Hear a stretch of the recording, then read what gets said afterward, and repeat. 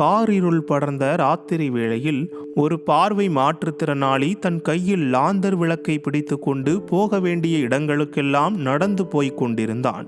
வழியில் அவனை பார்த்தவர்கள் எல்லாம் ஏளனமாய் தங்கள் கைகளை மடக்கி தலையில் வைத்து நெட்டி முறித்து கொண்டே, "அடே குருடனே, உன் அழகுக்கு லாந்தர் விளக்கு ஒன்றுதான் குறைவாக இருந்ததோ" என்றார்கள்.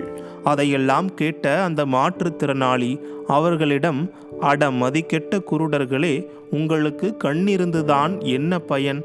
கை விளக்கினால் எனக்கு கிடைக்கும் பயனை அறிந்து கொள்ளத்தக்க புத்திக்கண் இல்லாமல் போயிற்றே.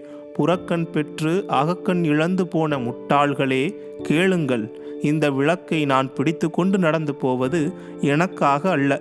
வெளிச்சம் இல்லாவிட்டால் இருட்டு வேளையில் உங்களுடைய கண் குருடுபட்டு போய் எதிரில் வரும் நீங்களெல்லாம் என்மேல் விழுந்து என்னை மிதித்து துவைத்து விடுவீர்கள். இந்த விளக்கு வெளிச்சம் என் கையில் இருப்பதால் என்மேல் இடித்து கொள்ளாமல் நீங்களே ஒதுங்கிச் செல்வீர்கள். இந்த சிறிய விஷயம் உங்கள் அறிவு கண்ணுக்கு தெரியாமல் போயிற்றே" என்று கூறி கிண்டல் அடித்தபடியே தன் வழியில் சென்றான். இந்த சிறுகதை மூலமாக நாம் தெரிந்து கொள்ளும் கருத்து என்னவென்றால், ஒருவர் ஒரு காரியத்தை செய்கிறார் என்றால் அதன் பின்புலத்தை அறியாமல் கேலி செய்வது நல்லதல்ல.